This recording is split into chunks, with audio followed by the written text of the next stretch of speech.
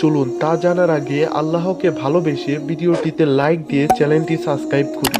যখন নূহ আলাইহিস সালামের নৌকা থেমে গিয়েছিল, তখন তিনি জমিনের খবর আনতে কবুতরকে পাঠালেন। কবুতর উড়ে গিয়ে জমিনে পা রাখলো, আর তখন তার পায়ে লাল মাটি লেগে গিয়েছিল। এরপর কবুতর একটি জায়তুনের ডাল ঠোঁটে করে নিয়ে নূহ আলাইহিস সালামের কাছে ফিরে এলো। এটি দেখে নূহ আলাইহিস সালাম বুঝতে পারলেন জমিন থেকে পানি শেষ হয়ে গেছে।